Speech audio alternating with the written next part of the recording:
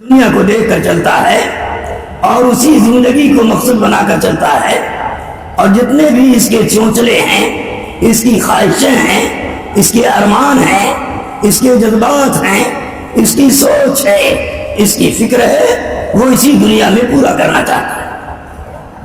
حالانکہ اس دنیا میں نہ کسی کی خواہش پوری ہوئی ہے، نہ خدا کی قسم قیامت تک کسی کی خواہش پوری ہوگی۔ یہ خواہش پورا کرنے کی جگہ نہیں ہے، یہ خواہشات کو قربان کرنے کی جگہ ہے۔ جو جتنا اپنی خواہشوں کو دبائے گا اور قربان کرے گا، اللہ اس کی ہر خواہش مرنے کے بعد پورا کریں گے۔ خواہش تو مرنے کے بعد پوری ہوگی۔ میں عرض کرتا ہوں، اگر دنیا میں ہر آدمی کی ہر خواہش پوری ہو جائے، خواہش کے مطابق جوانی مل جائے، طاقت مل جائے، خواہش کے مطابق بیوی مل جائے، خواہش کے مطابق اولاد مل جائے، خواہش کے مطابق مکان مل جائے، خواہش کے مطابق میرے دوستوں زندگی مل جائے، خواہش کے مطابق کھانا پینا مل جائے، خواہش کے مطابق کپڑا مل جائے، خواہش کے مطابق ہر اس کی خواہش پوری ہو جائے، تو ایک خواہش ہر ایک انسان رہ جاتا ہے، ہر ایک انسان کی رہ جاتی ہے جو کبھی پوری نہیں ہوگی۔ وہ کیا خواہش؟ موت نہ آئے۔ کیا نہ آئے؟ ارے بولو کیا نہ آئے؟ موت نہ آئے۔ لیکن اللہ تعالیٰ فرما رہے ہیں کل نفس ذائقۃ الموت، ہر نفس کو موت کا مزہ چکھنا پڑے گا۔ موت کے بغیر وہ زندگی نصیب نہیں ہوگی، وہ زندگی نصیب نہیں ہوگی۔ مرنا ضرور ہوگا، اگر مرنا نہ ہوتا اور بغیر مرے وہ زندگی مل جاتی تو خدا کی قسم انبیاء کی موت نہیں آتی۔ انبیاء کی موت، انبیاء کو بھی موت آئے گی، اور سارے نبیوں کے سردار جناب رسول اللہ صلی اللہ علیہ وسلم کو بھی موت آئی۔ موت نے آ کر ہماری لذتوں پر پانی پھیر دیا، ہماری محبتوں پر پانی پھیر دیا، ہمارے حسن و جمال پر پانی پھیر دیا، ہماری کمائی کھانے پینے پر پانی پھیر دیا، ہماری عزت پر پانی پھیر دیا، اور ہم پچھتاتے ہی پچھتاتے رہ گئے۔ موت آئی، ہر چیز کو چھین لیا، ہر چیز کو چھین لیا۔ اس لیے موت مومن کے لیے تحفہ ہے۔ کیا ہے؟ ارے بولو کیا ہے؟ الموت تحفۃ المومن فرمایا گیا۔ موت مومن کے لیے تحفہ ہے۔ مومن ہر چیز سے ڈرتا ہے، موت سے نہیں ڈرتا، موت سے نہیں ڈرتا۔ موت اس کے لیے تحفہ ہے، موت اس کے لیے خوش ہونے کی چیز ہے، موت اس کی کامیابی کی چیز ہے۔ اس لیے مومن موت سے نہیں ڈرتا بلکہ موت آنے سے خوش ہوتا ہے، موت آنے سے خوش ہوتا ہے۔ سمجھے؟ موت سے وہ گھبراتا ہے جس کی زندگی اللہ کے حکم کے مطابق نہیں ہے، محمد صلی اللہ علیہ وسلم کے طریقوں کے مطابق نہیں ہے، وہ موت سے ڈرتا ہے، خوف کھاتا ہے، اور کسی کی موت کو سن لیتا ہے تو میرے دوستوں بے چین ہو جاتا ہے، ہائے میری بھی موت آئے گی، میری بیوی چھن جائے گی، میری جوانی چھن جائے گی، میرا مکان چھن جائے گا، میرے کاروبار چھن جائیں گے، میری آرام راحت چھن جائے گی، کوئی چیز میرے پاس نہیں بچے گی، میں خالی ہاتھ آیا تھا اور خالی ہاتھ جاؤں گا، کوئی میرا ساتھ نہیں دے گا۔ بیوی کہے گی بس تیرا ساتھ میرا ساتھ موت تک کا تھا۔ باپ کہے گا جاؤ بیٹا اب ہمارا کوئی ساتھ نہیں ہے۔ نوکر چاکر کہیں گے جاؤ اب تم اکیلے، ہمارا تمہارا کوئی ساتھ نہیں ہے۔ ہر چیز اس کا ساتھ چھوڑ دے گی، تنے تنہا آیا تھا، تنے تنہا دنیا سے آخرت کی طرف روانہ ہو جائے گا۔ اگر ساتھ چاہتے ہو، عزت چاہتے ہو، بلندی چاہتے ہو، سکون چاہتے ہو، اطمینان چاہتے ہو، میرے دوستوں تنگیوں سے نکلنا چاہتے ہو، بربادیوں سے نکلنا چاہتے ہو، تو اللہ کے دین پر اپنے آپ کو چلا دو اور اللہ کے دین کو اپنے گلے لگا لو، اور پوری زندگی اسی دین کے ساتھ میرے دوستوں جینا اور مرنا طے کر لو، تو خدا کی قسم نہ موت سے پہلے نہ موت کے بعد تمہیں کوئی چیز پریشان نہیں کرے گی۔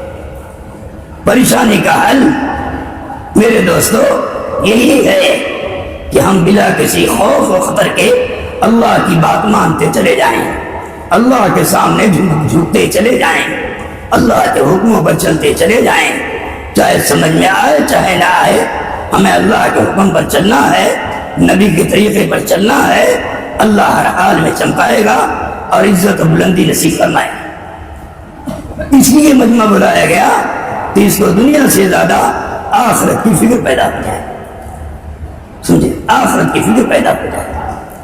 جناب رسول اللہ صلی اللہ علیہ وسلم نے اپنی امت کو خالی بتلایا نہیں بلکہ دکھایا، سمجھے،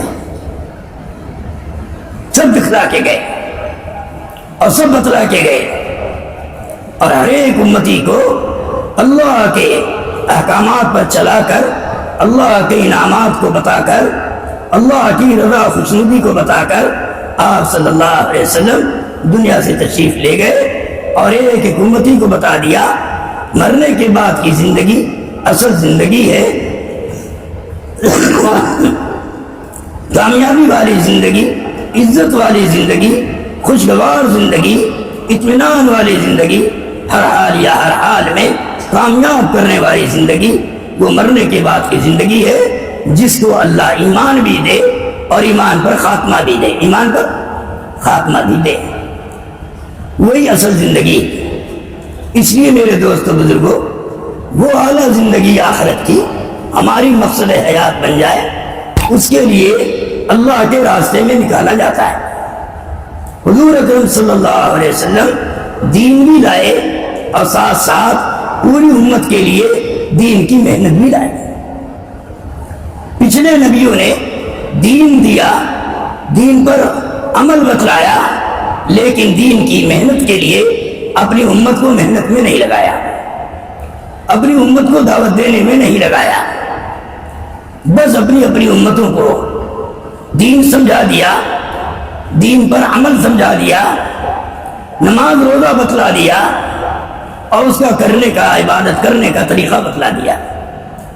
ہمارے نبی صلی اللہ علیہ وسلم نے پہلے ہی دن سے خالی عبادت نہیں بتایا، خالی دین نہیں بتایا، بلکہ عبادت سے پہلے عبادت کی محنت بیان کیا، سمجھے، ایمان سے پہلے ایمان دے کر ایمان کی دعوت میں لگایا۔ کسی نبی نے دین اور دین کی محنت میں نہیں لگایا۔ ہمارے آقا محمد صلی اللہ علیہ وسلم نے اپنے ہر امتی کو پہلے ہی دن سے دین بھی دیا اور دین کی محنت بھی عطا فرمائی، اس لیے سب کو داعی بنایا۔ کیا بنایا؟ ارے بولو کیا بنایا؟ داعی بنایا۔ پچھلے نبیوں نے اپنی امت کو عابد بنایا، ہمارے نبی نے عابد بعد میں بنایا، داعی پہلے بنایا، داعی پہلے بنایا۔ مردوں کو بھی داعی بنایا، عورتوں کو بھی داعی بنایا، جوانوں کو بھی داعی بنایا، مظلوموں کو بھی داعی بنایا، بچے کو بھی داعی بنایا، جوان بوڑھے مردوں کو بھی داعی بنایا، اور ہر ایک کو سب سے پہلے داعی بنایا۔ کیا بنایا؟ داعی بنایا۔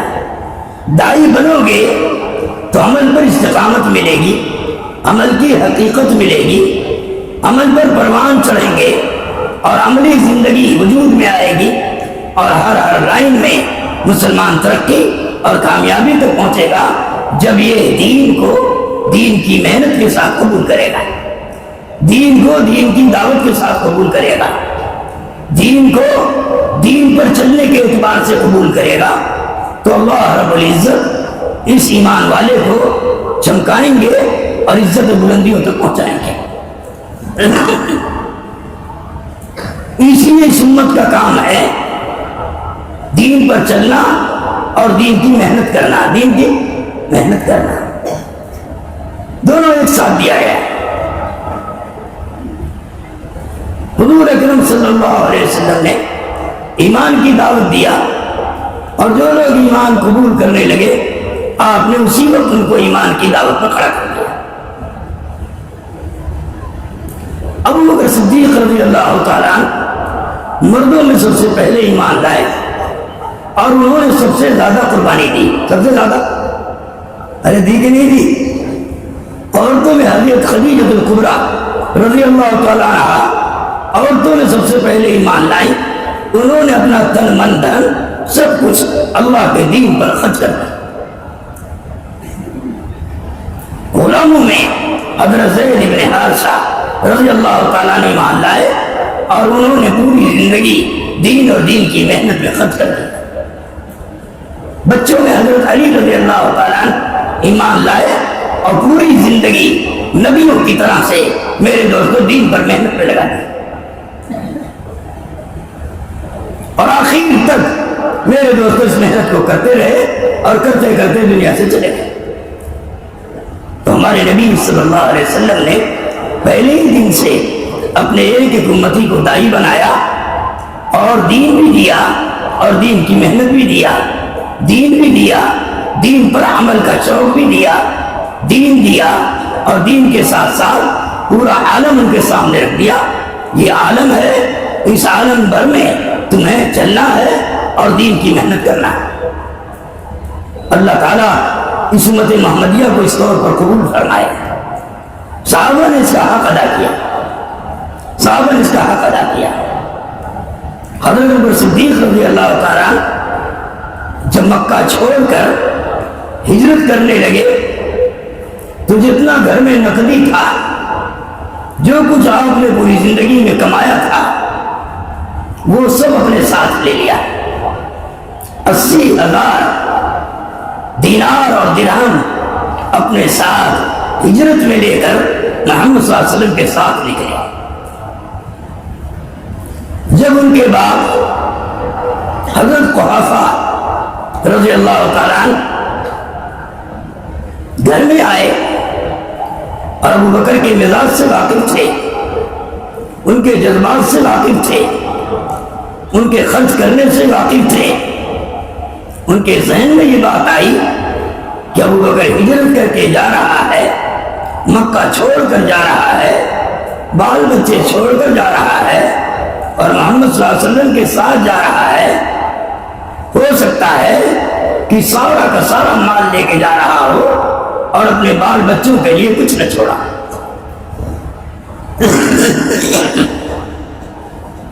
اس لیے اس اندھے باپ نے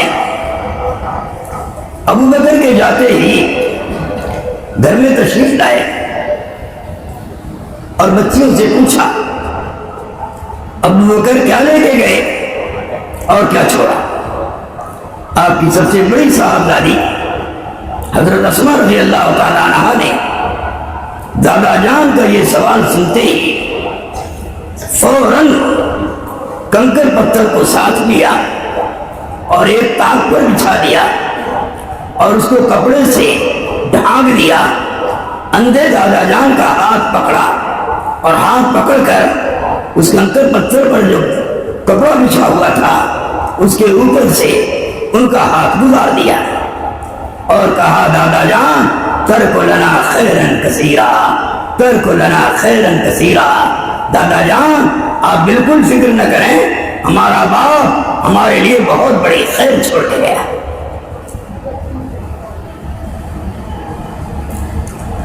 دادا جان نے تو خیر سمجھا مال و متا کو۔ حضرت خدیجہ الکبریٰ رضی اللہ تعالی عنہا نے مال کو نہیں خیر سمجھا، حضور صلی اللہ علیہ وسلم جو دین دے کر گئے تھے، ایمان دے کر گئے تھے، اس کو بہت بڑی خیر سمجھا اور کہا دادا جان گھبرانے کی بات نہیں ہے، ابا جان بہت بڑی بڑی خیر چھوڑ کر گئے۔ ان کو تسلی ہو گئی اور سمجھ گئے ہاں مال بھی لے کے گیا اور کچھ مال چھوڑ کے گیا، ان کا کام چل جائے۔ حضرت اسماء رضی اللہ عنہا فرماتی ہے خدا کی قسم میرا باپ سب کچھ لے کے گیا تھا، گھر میں اتنا بھی نہیں چھوڑا تھا کہ ہم لوگ ایک وقت کھا لیتے، سب لے کے گئے۔ یہ تھا مزاج، ایک امتی کا مزاج یہ بنایا تھا، دین پر چلنا سیکھو اور دین پر خرچ کرنا سیکھو۔ دین پر خرچ تمہیں ضائع نہیں کرے گا، تمہیں برباد نہیں کرے گا، تمہیں فقیر نہیں بنائے گا، تمہاری عزت نہیں لے گا، بلکہ دین پر خرچ تمہاری زندگیوں کو کچھ تہا کچھ تو تمہاری زندگیوں کو بنائے گا۔ اس لیے میرے دوستو، دین پر خرچ روزیوں میں برکت دیتا ہے اور تمام کی تمام مالی لائن کی کمزوریوں کو دیکھو کچھ ایسا کو دور کرتا ہے اور آدمی کے اندر استغنا کی صفت پیدا کرتا ہے۔ سمجھے؟ خرچ کرو گے تو یہ صفات پاؤ گے، خرچ نہیں کرو گے تو مال کی حوث بڑھتی ہے، مال کی لالچ بڑھتی ہے، مال تلاش کرنے میں پھر حرام حلال کی تمیز نہیں کرتا، جہاں سے آئے آنے دو، جھوٹ بول کر آئے تو آنے دو، رشوت لے کر آئے تو آنے دو، دھوکہ دے کر کے آئے تو آنے دو، قسم کھا کے جھوٹی آئے تو آنے دو، کسی قسم کی کوئی پرواہ نہیں کرتا جب آدمی کے دل میں مال بیٹھ جاتا ہے۔ اس لیے مال کی محبت کو نکالنے کے لیے اور مال کی عظمت کو نکالنے کے لیے اللہ رب العزت نے مال کو دین پر لگانے کو کہا۔ وَأَنفِقُوا فِي سَبِيلِ اللَّهِ وَلَا تُلْقُوا بِأَيْدِيكُمْ إِلَى التَّهْلُكَةِ۔ تم اللہ کے راستے میں مال خرچ کرتے رہو، سمجھے، اور اللہ کے دین کو چھوڑ کر اپنے ہاتھوں کو کاروبار کی طرف مت لے جاؤ، یہ تمہیں ہلاک کر دے، سمجھے، تمہارے ہاتھ پیر بیکار ہو جائیں گے اگر تم نے اس مال کو اپنی کمائی کے لیے، اپنی بھوک کے لیے اور اپنے آپ کو مال میں لگانے کے لیے اگر تم نے مال بچایا اور خرچ نہیں کیا تو یہ مال تمہیں ہلاک برباد کر دے گا۔ سمجھ میں آ رہی بات؟ اس لیے حضور اکرم صلی اللہ علیہ وسلم نے مال بچا کے نہیں رکھا، جو مال آیا خرچ کر دیا، جو مال آیا خرچ کر دیا، یاد رکھنا۔ یہاں تک کہ آپ کے گھروں پر فاقے آ گئے، 2 مہینے تک چولہا نہیں جلتا تھا، ایسے فاقے آئے، تو اللہ رب العزت نے جس کو بھی مال دیا ہے، یہ مال جمع کرنے کے لیے نہیں دیا، یہ مال خزانوں میں رکھنے کے لیے نہیں دیا، یہ مال بینکوں میں ڈالنے کے لیے نہیں دیا، یہ مال غریبوں پر، محتاجوں پر، بیواؤں پر، یتیموں پر، بے کسوں پر اور میرے دوستوں ضرورت والوں پر خرچ کرو۔ جتنا خرچ کرو گے اتنا مال بڑھے گا، اور جتنا مال بچاؤ گے اتنا مال گھٹے گا۔ اسی لیے زکوٰۃ فرض کیا، مال کے خرچ کرنے کا راستہ بتایا، غریبوں کو دو، فقیروں کو دو، محتاجوں کو دو، اپنے پڑوسیوں کو دو، اپنے رشتہ داروں کو دو، اور ضرورت کی جگہیں جتنی ہیں مسجد میں خرچ کرو، مدرسے میں خرچ کرو، یتیموں پر خرچ کرو، بیواؤں پر خرچ کرو، اپنے رشتہ داروں پر خرچ کرو۔ خرچ کے کتنے طریقے بتا دیے اور کتنے لوگ بتا دیے، لیکن کمانے کا ایک طریقہ بتایا، کلام میں کمانے کا صرف ایک طریقہ بتایا، حلال طریقے سے کماؤ، اللہ کے حکموں کے مطابق کماؤ، نبی کے طریقوں کے مطابق کماؤ، اور خرچ کرنے کے کتنے راستے بتا دیے۔ تو پتہ چلا مال کمانے سے نہیں بڑھتا، مال جمع کرنے سے نہیں بڑھتا، مال تو خرچ کرنے سے بڑھتا ہے۔ خرچ کرو گے مال کے لیے دروازہ کھلے گا، تمہارے لیے بھی کھلے گا، تمہاری اولادوں کے لیے کھلے گا، تمہارے رشتہ داروں کے لیے کھلے گا، اور تمہارے چھوٹے بڑے لوگوں کے لیے کھلے گا۔ ہر لائن سے اللہ مال بڑھانے کا فیصلہ فرمائیں گے اور عزت والی روزی اور عزت والی روٹی عطا فرمائیں گے۔ اس لیے ہمارے لیے اور آپ کے لیے اللہ نے دین دیا ہے۔ کیا دیا ہے؟ دین دیا ہے۔ دین زندگی میں لانے کے لیے ہے، دین دوسروں تک پہنچانے کے لیے ہے، دین عالم میں پھیلانے کے لیے ہے، اور دین جان مال لگانے کے لیے۔ جتنا تو جان مال لگائے گا اللہ اسے ترقی اور کامیابی نصیب فرمائیں گے۔ اس لیے ہجرت کے موقع پر حضور اکرم صلی اللہ علیہ وسلم نے سارا مال میرے دوستو سب کا سب لگا دیا۔ صحابہ کرام رضی اللہ تعالی عنہ نے تبوک کے موقع پر اپنا سارا مال لگا دیا، بچایا نہیں، خرچ کر دیا۔ تو جتنا وہ خرچ کرتے چلے گئے آج تک اللہ ان کی نسلوں کو دے رہا ہے، یہ صحابہ کی قربانیوں پر اللہ دے رہا ہے، یاد رکھنا۔ اور پتہ نہیں کتنی مدتوں تک دے گا، کتنے سالوں تک دے گا، کچھ نہیں کہا جا سکتا۔ حضرت مولانا یوسف صاحب رحمۃ اللہ علیہ فرماتے تھے جتنا دین پر اور دین کی محنت پر لگاؤ گے 10 گنا سے لے کر 50 گنا اور 60 گنا یہاں تک کہ 100 گنا اللہ اس دنیا میں دیں گے، اور مرنے کے بعد کتنا دیں گے یہ اللہ کو معلوم۔ تو دین پر مال لگانے سے مال کم نہیں ہوتا، بلکہ دین پر لگانے سے مال بڑھتا ہے۔ اس لیے صاف صاف حدیث میں فرمایا گیا زکوٰۃ دو مال بڑھے گا، زکوٰۃ دو مال بڑھے گا، صدقہ دو مال بڑھے گا۔ صدقہ سے مال بڑھتا ہے اور میرے دوستوں کمانے سے اور جمع کرنے سے مال بڑھتا ہے، یاد رکھیں۔ نظر آتا ہے صاف صاف 100 روپے میں 10 روپیہ صدقہ کر لو گے تو 90 روپیہ بچے گا، 90 روپیہ بچے گا، صاف ظاہری طور پر دکھائی دے رہا ہے۔ لیکن اللہ کے نبی فرما رہے ہیں یربی صدقہ، جتنا صدقہ دو گے اور صدقہ بڑھاؤ گے اتنا ہی مال بڑھے گا، اور جتنا جمع کرو گے اتنا ہی زیادہ مال گھٹے گا۔ اس لیے میرے دوستوں اور بزرگوں ہماری زندگی سنت پر آ جائے، شریعت پر آ جائے، سادگی پر آ جائے، مجاہدے پر آ جائے، قربانیوں پر آ جائے، پورا دین پوری زندگی میں آ جائے۔ اس کے اعتبار سے اگر ہم دنیا میں چلیں گے اور پھریں گے تو اللہ تعالیٰ کبھی ہمارے مال میں کٹوتی نہیں کاٹے گا، کبھی ہمارے مال میں کمی نہیں آنے دے گا، ہر وقت ہمارا مال بھی بڑھائے گا، ہماری زندگی بھی بڑھائے گا، ہمیں صحت قوت بھی دے گا، اور ہمیں ہر جگہ ترقی اور کامیابی نصیب فرمائے گا۔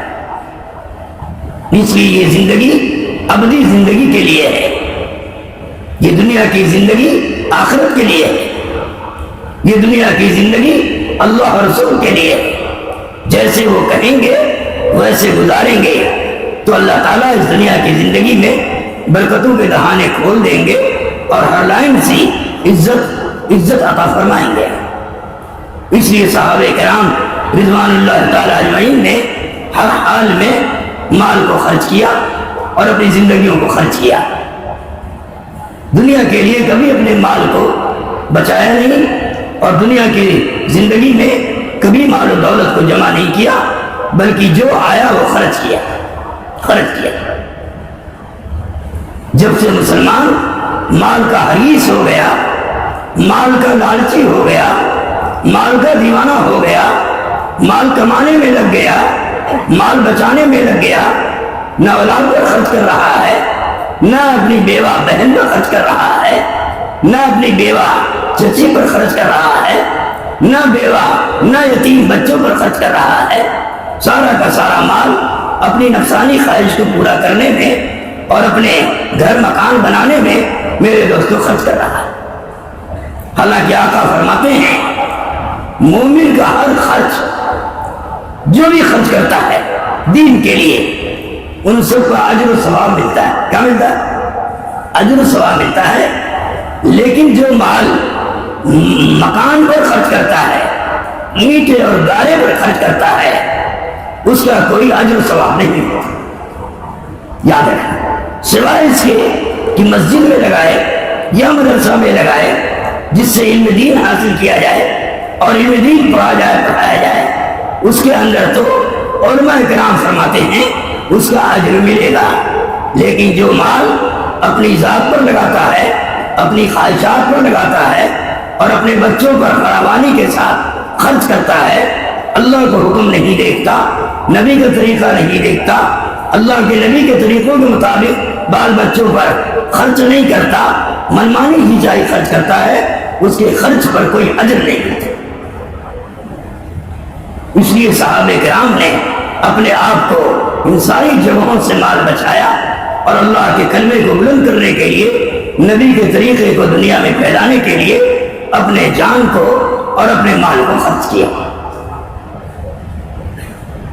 اس لیے میرے دوستو اللہ کے راستے میں نکالا جاتا ہے کہ ہمیں اپنے جان کا صحیح استعمال آ جائے، ہمیں اپنے مال کا صحیح استعمال آ جائے اور دین پر لگانے کا شوق پیدا ہو، دیندار بنانے کا شوق پیدا ہو، امت محمدیہ کے دین کو لانے کے لیے اور دین کو دنیا میں پھیلانے کے لیے اور دین پر چلانے کے لیے اور دین پر میرے دوستوں جان مال لگانے کے لیے اس کا شوق بڑھے، اس کا جذبہ بڑھے، اس کا حوصلہ بڑھے اور اس کے اندر میرے دوستوں خرچ کرنے کا مزاج بنے۔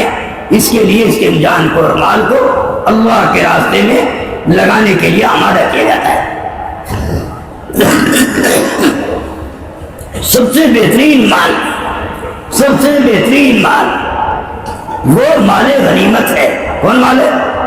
مال غنیمت، یاد رکھنا۔ سب سے قیمتی مال، سب سے خیر والا مال، سب سے زیادہ برکت والا مال، سب سے زیادہ ہدایت والا مال، سب سے زیادہ ترقی والا مال، سب سے زیادہ محبوبیت والا مال، سب سے زیادہ زندگی بنانے والا مال، خدا کی قسم وہ مال غنیمت ہے جو راہ خدا میں محنت، مجاہدے و قربانی پر اللہ دیتا ہے۔ سب سے پاک مال ہے مال غنیمت۔ دوسرے نمبر کا مال ہدیہ ہے۔ کیا ہے؟ ارے بولو کیا ہے؟ ہدیہ۔ جس ہدیہ کے لینے میں ذرہ برابر اس کے اندر ہرس نہ ہو، لالچ نہ ہو، طمع نہ ہو اور ایسی شکل صورت نہ بنائے کہ معلوم ہوتا ہے یہ بھوکا ہے، معلوم ہوتا ہے اس کے پاس کپڑے نہیں ہیں، معلوم ہوتا ہے یہ حاجت مند ہے، اس طرح سے شکل صورت بنا کر کے لوگوں سے ہدیہ قبول کرے تو یہ بھی جائز نہیں۔ ہدیہ اس پاک مال کو کہتے ہیں جس میں ذرہ برابر اسراف نہ ہو، دل کی طمع و لالچ نہ ہو، سمجھے؟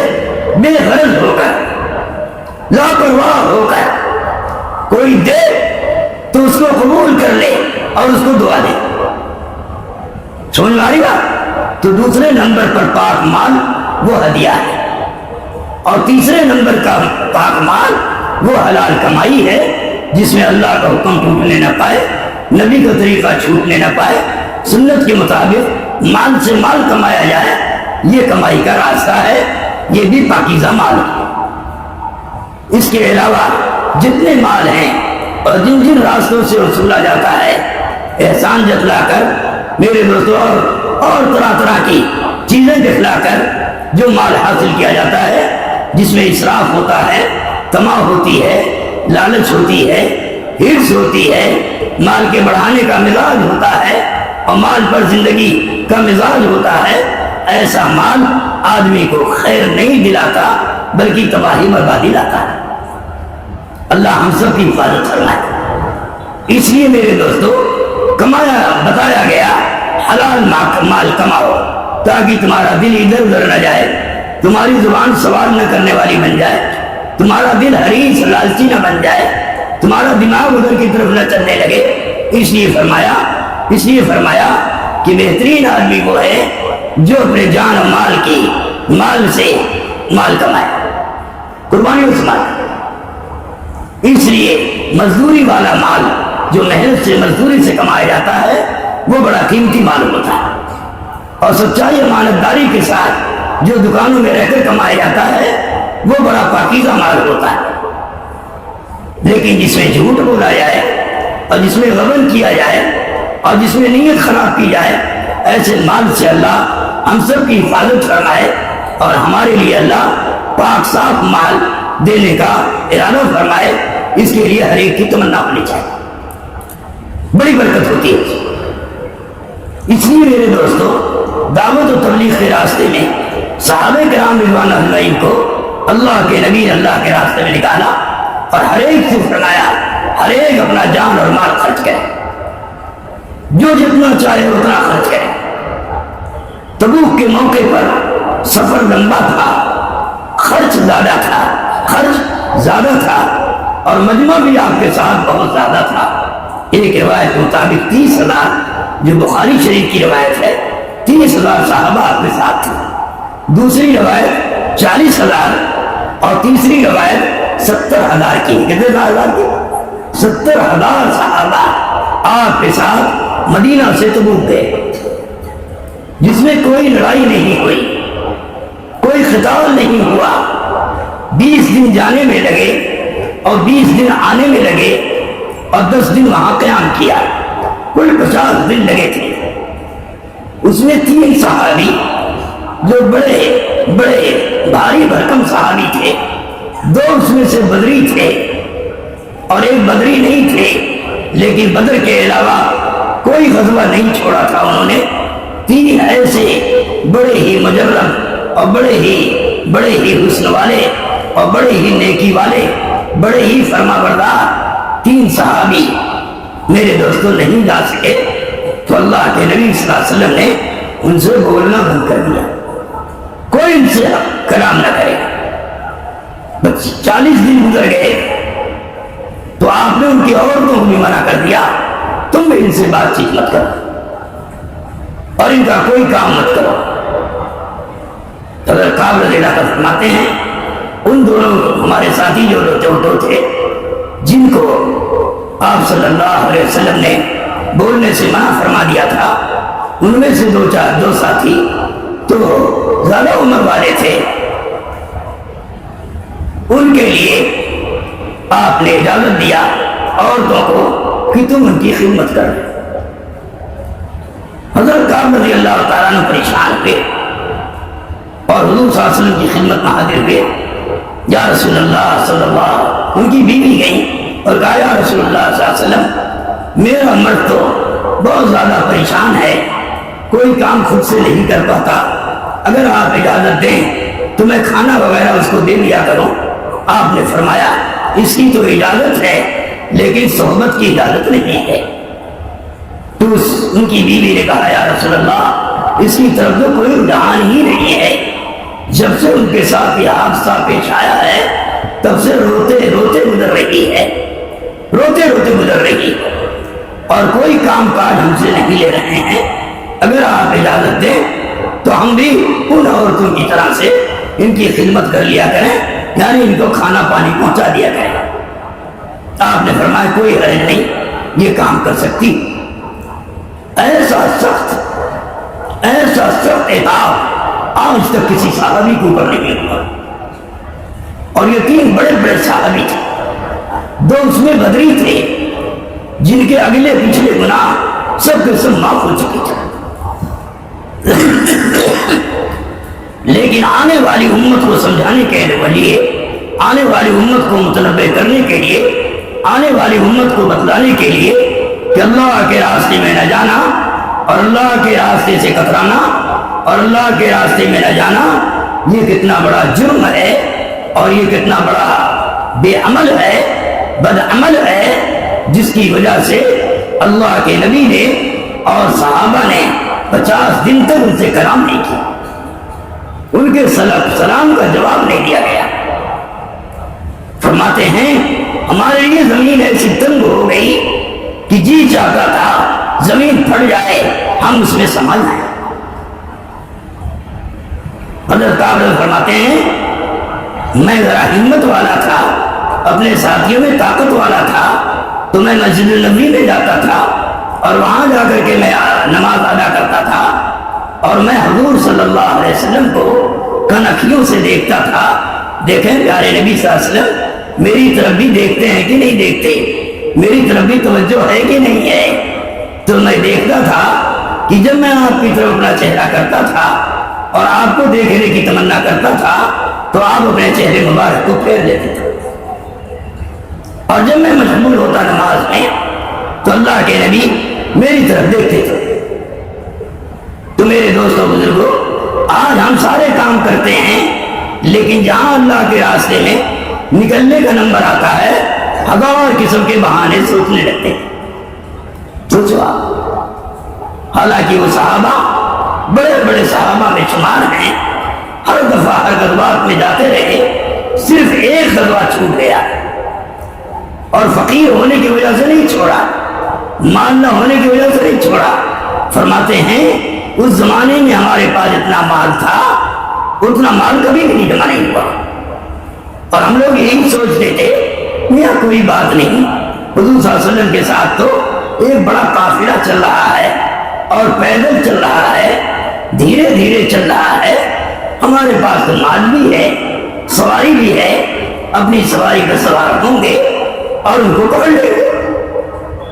یہ چیز ان کے لیے رکاوٹ بن گئی. روزانہ یہی سوچتے رہے یہاں تک یا صلی اللہ علیہ وسلم 20 دن میں سارے صحابہ کو لے کر تبوک پہنچے. اب شیطان نے دوسری چال ان کے ساتھ چلی, میاں آپ جانے سے کیا فائدہ, اب تو آپ سرسل پہنچ گئے تبوک, اب جانے سے کیا فائدہ, چلو رک جاؤ, اللہ کے نبی آئیں گے تو معافی مانگ لیں گے. کیا کر لیں گے؟ معافی مانگ لیں گے اور آپ معاف کر دیں گے.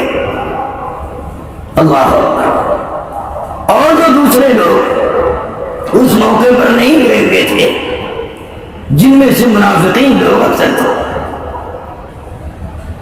جب آپ واپس آئے تو منافقین گئے اور اپنے عذر بیان کیے. اللہ کے نبی اللہ کے حوالے کرتے گئے, جاؤ تمہارا حال اللہ جانتا ہے. سب کو چھوڑتے گئے اور سب کو معاف کرتے گئے. جب یہ تینوں آدمی آئے, تینوں نے کوئی بہانہ نہیں بنایا, انہوں نے کوئی ایسی چیز نہیں بتائی, جو ہوا تھا سچ سچ بتا دیا. اے اللہ کے نبی, ہمارے لیے کوئی چیز رکاوٹ نہیں ہے. جتنا اللہ نے اس زمانے میں ہمیں مال دیا اتنا مال کبھی نہیں تھا. جیسی سواری کا انتظام اللہ نے کیا ایسی سواریاں بھی ہمارے پاس نہیں تھی. یا رسول اللہ, جو ہم اس غزوے میں شریک نہیں ہو پائے یہ ہماری کاہلی اور سستی ہے, اور اس کے علاوہ کوئی چیز نہیں ہے, معاف کر دیجیے. آپ نے ان کو معاف نہیں فرمایا. اور لوگ جو بہانہ بنائے تھے اور ایسی ویسی باتیں کر کے آپ سے معافی مانگی, آپ نے سب کو معاف کر دیا. لیکن یہ 3 سچے صحابی, ایمان یقین کے پکے صحابی اور اپنے عمل میں پکے صحابی, لیکن 3 چیزوں کی وجہ سے نہیں جا سکے اور اسی میں رہ گئے. آج نہیں تو کل نہیں تو پرسوں, میاں ہمارے پاس مال بھی ہے, سواری بھی ہے, جلدی سے سوار ہوں گے اور ان کا ساتھ پکڑ لیں گے, کوئی بات نہیں. یہاں تک کہ اللہ کے نبی صلی اللہ علیہ وسلم وہاں پہنچ بھی گئے, 10 دن قیام بھی کیا اور اس کے بعد وہاں سے واپسی کے لیے روانہ بھی ہو گئے. جب یہ تینوں حضرات, سنو آپ, میں اس لیے اس واقعے کو تھوڑا سا اشارہ کر کے بتانا چاہتا ہوں کہ اللہ کے راستے میں نکلنا کتنا بڑا اجر و ثواب کا مستحق ہے, اور اللہ کے راستے میں نہ جانا, کسی چیز کو بہانہ بنا لینا یا کسی چیز کا عذر کر لینا, یہ کتنی سخت چیز ہے. یاد رکھیں, ہر چیز میں بہانہ چل جائے گا لیکن اللہ کے راستے کے جانے میں کوئی بہانہ نہیں چلے. اس لیے خدا کے راستے میں جانے میں کوئی بہانہ مت بنایا کرو. سمجھے, لڑکی کی شادی ہے, صاحب نہیں جائیں گے, شادی کرنے کے بعد چلے جائیں گے. ارے بھائی تو رہے گا تب بھی شادی ہو جائے گی, تو نہیں رہے گا تب بھی شادی ہو جائے گی. شادی کو بہانہ مت بناؤ, اپنی کھیتی باڑی کو بہانہ مت بناؤ, اپنے کاروبار کو بہانہ مت بناؤ, اپنے دوست احباب کو بہانہ مت بناؤ, اپنے رشتے داروں کو بہانہ مت بناؤ. ہر چیز میں بہانہ بٹی چل جائے گی لیکن راہ خدا کے نکلنے میں کوئی بہانہ نہیں چلے. اللہ جانتا ہے کس لیے تو رکا تھا. اس لیے جو جس حال میں ہو اس حال میں اگر نکلے گا تو اس پر اجر زیادہ ہے. کیا زیادہ؟ اجر و ثواب زیادہ ہے, اللہ کی مدد زیادہ ہے. سمجھے, اللہ کا غیبی انعام اس کے ساتھ ہو جاتا ہے. جو مصیبت کی حالت میں نکلتا ہے, جو حالات کے مقابلے میں جو نکلتا ہے, جو ساری چیزوں کے مقابلے میں جو نکلتا ہے اور اللہ کے راستے میں نکلنا نہیں چھوڑتا, اللہ اپنی شان کے مطابق اس کو دیتے ہیں, اپنی قدرت کے مطابق اس کا بھلا کرتے ہیں اور اس کو عزت اور تمنگی دیتے ہیں. اور جو بہانہ بناتا ہے اور اللہ کا راستہ بہانہ بنا بنا کر کے نہیں جاتا. ایسے آدمی کو اللہ ذلت میں رکھتے ہیں اور اس کو ناکام کرتے رہتے ہیں. اللہ ہماری اور آپ کی حفاظت فرمائے. اس لیے اگر اللہ کے راستے میں جانے کا ارادہ کرتے ہو تو ارادہ پکا کرو, کچا مت کیا کرو, سمجھے. اور اللہ کے راستے میں جانے کا جو ارادہ ہم تبلیغ والے کراتے ہیں وہ وعدہ نہیں ہے. کیا نہیں ہے؟ وعدہ نہیں کروا. یاد رکھو, وعدہ کروانے پر ہم بھی مجرم ہو جائیں گے, جو نہیں جائے گا وہ بھی مجرم ہو جائے گا. لیکن ارادہ کرنے پر نہ وہ ارادہ کروانے والا مجرم ہوگا نہ ارادہ کرنے والا مجرم ہوگا. نہیں جائے گا, دوبارہ چلا جائے گا تو یہ معاف ہو جائے گا.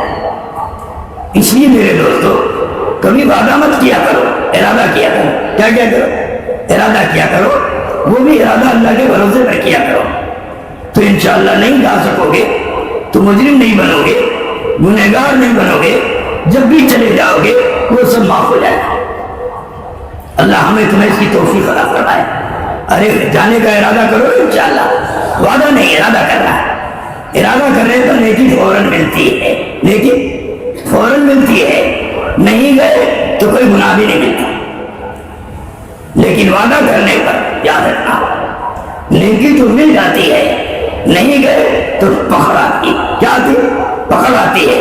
اور ایسی پکڑ آتی ہے جو آدمی کو چھٹی کا دودھ یاد دلا دیتا ہے. سمجھے؟ اور اس پکڑ سے کوئی بچانے والا نہیں. اللہ ہماری اور آپ کی حفاظت فرمائے اور وعدے سے اللہ ہم سب کی حفاظت فرمائے. کسی چیز میں وعدہ مت کیا کرو, ارادہ کیا کرو. کیا کیا کرو؟ ارادہ کیا کرو اور کہا کرو انشاءاللہ اگر اللہ نے سہولت دے دی تو میں فلاں تاریخ سے ضرور نکلوں گا. سمجھے؟ یہ ارادہ ہوا. کیا ہوا؟ ارادہ ہوا. وعدہ کیا ہوا؟ 3 تاریخ سے میں ضرور جاؤں گا, کوئی طاقت مجھے روک نہیں سکتی. میں اپنے وعدے میں پکا ہوں. اپنے وعدے میں اگر نہیں جا سکا تو یہ مجرم ہو جائے گا. اللہ ہماری تمہاری حفاظت فرمائے. اس لیے ہم لوگ لوگوں سے ارادے کرواتے, نام بھی ارادے میں لکھتے, سمجھے, تاکہ اللہ کا بندہ گنہگار نہ ہو اور پکڑ اس کی نہ آئے. اللہ ہمیں تمہیں ہمیشہ خیر کے کاموں میں ارادہ کرنے کی توفیق عطا فرمائے. نماز نہیں پڑھ رہے ہو, کہہ دیا انشاءاللہ پڑھیں گے. ارادہ تو نیت پر فوراً ثواب مل گیا, اور پڑھ لیا تو ڈبل اجر. کون آ گیا؟ ڈبل اجر مل گیا. اور نہیں پڑھے کوئی پکڑ نہیں آئے گی. پڑھنے لگو گے تو سماج ہو جائے گا. اللہ ہمیں تمہیں دین کے کام کو بھی ہمت کے ساتھ, استقامت کے ساتھ, پوری تندہی کے ساتھ, پورے حوصلے کے ساتھ ہمیشہ کرنے کی توفیق عطا فرمائے. اس لیے اللہ کے راستے سے نہ ڈرو, نہ بھاگو, نہ ڈرو, نہ بھاگو. بعض لوگ تو نام لکھوا دیتے ہیں ارادے پر, لیکن ایسا ڈرتے ہیں کہ جب وصولی مل جاؤ تو چرپائی کے نیچے چھپنے لگتے ہیں, سمجھے, اور اتنی تیز بھاگتے ہیں کہ کہیں کوئی تبلیغ والا پکڑ لگے. حالانکہ بالکل غلط چیز ہے. تبلیغ والے داروغہ بن کے نہیں جاتے, جنات بن کے نہیں جاتے, سمجھے, مہربان بن کر جاتے, شفیق بن کر جاتے, محبت کے ساتھ جاتے کہ میرا بھائی اگر آ گیا تو اللہ اس کا بھلا کرے گا, اگر نہیں آ سکا تو اللہ اس کو معاف کرے گا, اللہ اس کو معاف کرے گا. سمجھے بھائی, ہم لوگ کبھی اس بات کی نیت سے اور اس بات کے ارادے سے نہیں جاتے کہ اس کو پکڑ کے لائیں گے. کیا کر کے لائیں گے؟ کبھی نہیں تیار ہے. اور ایسا کرنے والا اچھا بھی نہیں جو پکڑنے کے ارادے سے جائے اور لوگوں کے اندر اس کو بدنام کرے. دیکھو نام لکھوایا تو نہیں جا رہا. تذلیل کرنا, ذلیل کرنا یہ ہمارے کام میں نہیں ہے. یاد رکھنا, ہمارے کام میں تو شاباشی دینا ہے, ہمارے کام میں تو ہمت بڑھانا ہے, ہمارے کام میں تو اس کا حوصلہ بلند کرنا ہے اور اس سے یہ کہنا ہے بھائی کوئی بات نہیں ہے, اپنی دفعہ تم نے ارادہ کیا تھا اور تمہارا انتظام نہیں ہو سکا, کوئی بات نہیں, آئندہ کے لیے ارادہ کر لو, انشاءاللہ اپنے شوق سے جائیں گے. اپنے شوق سے جائیں گے تو اس کے ساتھ نرمی کا برتاؤ کرو, محبت کا برتاؤ کرو اور اس کا دل بڑا کرو, اس کے حوصلے بلند کرو تاکہ ارادہ کرنے میں کبھی نہ ہچکچائے۔ آج ارادہ کر رہا ہے، کل انشاءاللہ پورا کر دے گا۔ پورا کروانا تو اللہ کے پاس نہ ہے، اللہ کی ذمہ داری، اس کی بس میں نہیں ہے۔ آدمی 10 دفعہ نماز کا ارادہ کرتا ہے اور 11ویں مرتبہ پکا اتر جاتا ہے، 11ویں مرتبہ پکا اتر جاتا ہے، تو 10 مرتبہ جو ارادہ کیا اس پر اسے نیکی ملی، نہیں پڑھ سکا تو اللہ تعالیٰ اس کو معاف کرے گا۔ کیا کرے گا؟ کیونکہ ارادہ نہیں۔ سمجھ میں آئے گا؟ اسی آج یہ مجمع جب ارادہ کروایا جائے تو پکے دل سے، سچے دل سے ہمت کر کے ارادہ زوردار کرو، ارادہ، تاکہ سننے والا اور دیکھنے والا یہ سمجھ جائے یہ بہت پکا ارادے میں ہے، ضرور چلا جائے گا، ضرور۔ یہ آپ بھروسہ کرو اس کا۔ لیکن اگر نہیں گیا تو بددعا مت دینا، کبھی بددعا مت دینا۔ مسلمان کو بددعا نہیں دیتا، سمجھے؟ اور اس کی بددعا اس کو لگتی بھی نہیں، یاد رکھنا، بددعا نہیں لگتی۔ بددعا تو جب لگتی ہے جب یہ کسی اچھے عمل پر ناراض ہو جائے، کیا ہوتا ہے؟ ناراض ہو جائے، اور ناراض ہو کر غصے سے اس کو بددعا دے تو وہ بددعا لگتی ہے، ورنہ ویسی بددعا دے دے تو بددعا نہیں لگتی۔ اس لیے ہر آدمی نیت کرے انشاءاللہ میں کبھی بھی کسی مسلمان کو بددعا نہیں دوں گا، ورنہ بعض دفعہ اس کی بددعا الٹ جاتی ہے اور اسی کے اوپر لگ جاتی ہے اور پریشان ہوتا ہے، تو کہتا مولانا میں بہت پریشان ہوں۔ حالانکہ پریشانی بول اپنی بددعا کی وجہ سے ہوئی ہے۔ عورتیں اس میں زیادہ شامل رہتی، بڑی جلدی بددعا دیتی، ان کے منہ میں پھٹافٹ بددعا رہتی، اور بعض دفعہ وہ اپنی بددعائی میں پھنس جاتی، جو پھر روتی پھرتی، مولانا صاحب دعا کرو ایسا ہو گیا، تو ہم کہتے ہیں تیری دعا سے تو ہوا، تم نے فلانی کو یہ بات نہیں کہی تھی، تو کہتی ہاں کہی تھی، تم کہ اب جو ہے توبہ کرو۔ کیا کرو؟ کسی مولوی ملا کی دعا سے تمہاری آفت نہیں جائے گی، تمہاری آفت اگر چاہتی ہو چلی جائے تو تم اس کے لیے توبہ کرو۔ کیا کرو؟ توبہ کرو، اللہ مجھے غلطی سے نکل گیا تھا، اب میں کبھی ایسے جملے نہیں کہوں۔ عورتوں کی زبان پر بددعا رہتی ہے ہر وقت، اپنے بیٹے تک کو بددعا دے دیتی، اور بیٹا پریشان ہو جاتا ہے تو روتی پھرتی، بہت زیادہ تعویذ دے دی، ہمارا بیٹا بڑا پریشان ہے۔ ارے بھائی تم نے اپنے بیٹے کو گالی دے کر، اپنے بیٹے کو بددعا دے کر تم نے پریشانی مول لی ہے، اور پھر تو دعا کرا رہے۔ اللہ اور کو سب کی حفاظت فرمائے، ان سے جالیہ اور ان کی جالوں پر شیطان بھی ہنستا، سمجھے؟ عورتیں اگر دیندار بن جائیں، نیک بن جائیں، تو ان کی ولایت میں کوئی شک نہیں، یاد رکھنا۔ اور اگر عورتیں دیندار نہ بنے، نیک نمازی پرہیزگار نہ بنے، تو یاد رکھنا ان کے بارے میں سب کچھ کہا جا سکتا، یا تو یہ شیطان کی خالہ بنتی ہیں، سمجھے، یا اللہ والی بنتی ہیں، یاد رکھنا۔ یا تو عورتیں ہیں بھی نہیں، اس لیے میں کہہ کے نکل جا رہا، عورتیں ہوتی تو دعا کرتی، بولنے کا اللہ ہم سب کی حفاظت کرنا ہے، سمجھے بھائی؟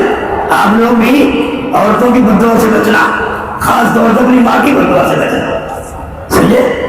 تو انشاءاللہ ماں آپ کی خوش ہو جائے گی اور فوراً دعا دے گی، فوراً دعا دے۔ ماں کوئی بات کہے فوراً اس کا جواب مت دیا کرو نہیں کروں گا، یا ٹال مٹول کر دو، فوراً اس کو خوش کرو، اماں جان آپ پریشان نہ ہو، آپ نے کہہ دیا کچھ ہو گیا، انشاءاللہ آپ مجھ کو فرما بردار پائیں گے۔ کیا بات؟ فرما بردار پائیں گے۔ اگر اتنا آپ نے کہہ دیا تو آپ کی ماں کی کبھی بددعا نہیں لگے گی، یاد رکھنا، کبھی بددعا نہیں لگے گی۔ اللہ تعالیٰ اس ماں کی بددعا کو تمہارے لیے خیر کا ذریعہ بنا دے گا۔ کیا بنا دے گا؟ ذریعہ بنا دے گا۔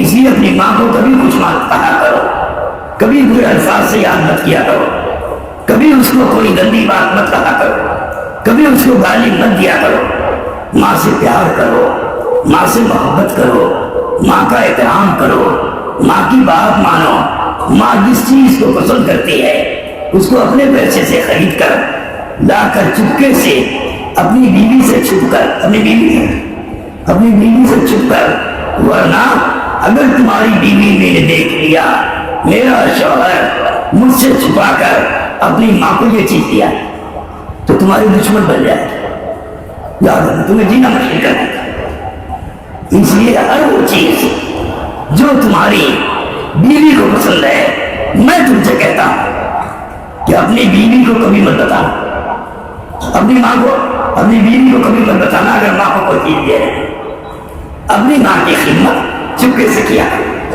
اور اگر اتنی چیز لاؤ کہ بیوی بھی دے سکو، اپنی ماں کو بھی دے سکو اور اپنی ماں کی بہن کو بھی دے سکو تو پھر کوئی حرج نہیں، کوئی حرج نہیں ہے، سب کو دے کر دل خوش کر لو۔ لیکن خالی اپنی بیوی کے لیے لاؤ اور اب خالی اپنی ماں کے لیے لاؤ اور بیوی کے لیے مت لاؤ، تو میں آپ سے کہہ رہا ہوں، چاہے اس کو ہدایت سمجھو چاہے اس کو دعا سمجھو، کہ اپنی بیوی سے اپنی ماں کا دیا ہوا سامان کبھی مت بتایا کرے، سمجھے؟ اس سے اس کے دل میں طرح طرح کے وسوسے پیدا ہوتے ہیں اور بعض وسوسے ایسے ہو جاتے ہیں شیطان اس کو یقینی بنا دیتا ہے، سمجھے؟ اور تمہاری ماں کو تمہاری بیوی کا دشمن بنا دیتا ہے۔ یہ بات آپ سے کوئی نہیں کہتا ہوگا، لیکن آج پتہ نہیں کیسے میں بھی نہیں کہتا ہوں، لیکن آج دل میں آ گیا، معلوم ہوتا ہے اس قسم کے لوگ یہاں مجمع میں موجود ہیں جس کی وجہ سے اللہ یہ بات کہہ پا رہی ہے۔ اگر کوئی ہے تو توبہ کر لے انشاءاللہ، میں اپنی ماں کو نہیں ستاؤں گا، سمجھے؟ اور بیوی ماں سے چھپ کر بیوی کو دوں گا اور بیوی سے چھپ کر جو چیزیں لوگوں کو پسند ہے، تاکہ تم لوگوں کی نگاہ میں بیوقوف نہ قرار دیے جاؤ، نیک قرار دیے جاؤ، اچھے قرار دیے جاؤ اور دونوں خوش ہو جائے، ماشاءاللہ میرا بیٹا تو اپنی بیوی سے زیادہ مجھ کو مانتا ہے، اور بیوی کے دل میں آئے واقعی میرا شوہر تو دنیا میں میرے علاوہ کسی سے بھی محبت نہیں کرتا، یہاں تک کہ اپنی ماں کو بھی کوئی چیز نہیں دیتا جب تک کہ مجھ کو نہ بتانا، سمجھے؟ اس طرح سے اپنی بیویوں کو یقین بنواؤ، سمجھے؟ ورنہ ادھر سے ادھر چلی جائے گی، تم کو پتا بھی نہیں چلے کرو گے انشاءاللہ۔ ارے اپنی بیوی کو کچھ رکھو گے اور اپنی ماں کو کچھ رکھو گے، اس کا نام دین ہے، اس کا نام کیا؟ ہر ایک کو خوش رکھو اور ہر ایک کی وجہ سے کسی کا دل نہ ٹوٹے، اس کا لحاظ رکھو، تو انشاءاللہ تم گھر میں سب سے اچھے مانے جاؤ گے اور ہر ایک تمہیں دعا دے گا، اور ہر ایک جو اچھی چیز پکائے گا نا وہ تم کو چھپ کر کھلائے گا۔ ماں کے پاس کوئی چیز آ گئی تو چپکے سے تمہیں دے گی، بیٹا یہاں آؤ، اپنے کمرے میں لے جائے گی اور کہے گی لو یہیں بیٹھ کے کھا لو، سمجھے؟ پیار کرے گی۔ اور اگر بیوی کے پاس کوئی چیز آ گئی تو تمہاری ماں سے ہٹ کر کہے گی میاں یہاں آئیے، تھوڑی دیر کام ہے، آ جائیے، اب جاؤ گے تو چپکے سے تمہیں کھلائے گی، اس کو کھا لیجیے، اماں کو پتہ نہ۔ اس طرح سے محبتیں قائم ہوتی ہیں اور ایک دوسرے کا حق قائم ہوتے ہیں اور ایک دوسرے کو جان سے زیادہ عزیز بن جاتے ہیں۔ اللہ ہمیں تمہیں ہر ایک سے سچی محبت نصیب فرمائے۔ کبھی کسی کے بارے میں بدگمانی مت کرو، نہ اپنے دوست کے بارے میں، نہ اپنی بیوی کے بارے میں، نہ اپنے بھائی کے بارے میں، نہ اپنے ماں باپ کے بارے میں، کبھی بدگمانی کسی سے مت رکھو۔ بدگمانی دیکھنے میں گناہ نہیں ہے، لیکن آدمی کا دل توڑ دیتی ہے، آدمی کا دل توڑ دیتی ہے۔ دل کو توڑنے والی سب سے بری چیز بدگمانی، سمجھے بھائی؟ اللہ ہماری اور آپ کی حفاظت فرمائے۔ ہر ایک کے ساتھ اچھا گمان رکھو، کیسا گمان؟ اچھا گمان، دوست کے ساتھ بھی، دشمن کے ساتھ بھی، باپ کے ساتھ بھی، بھائی کے ساتھ بھی، پڑوسی کے ساتھ بھی، چاہے کتنا بڑا کٹر ہو اور کتنی گالیاں تم کو ایک سانس میں دیتا ہو، اس کے ساتھ بھی اچھا گمان رکھو۔ تمہارے اچھے گمان کی وجہ سے اللہ اس کو اچھا بنا دے گا اور سچی توبہ کی توفیق عطا فرمائے۔ اور اگر آپ بھی اس کے بارے میں بدگمانی کرنے لگو گے تو دشمنی میں تبدیل ہو جائے گی، اور کبھی یہ دشمنی یہاں تک کہ موت تک ختم نہیں ہوگی۔ اللہ ہم سب کی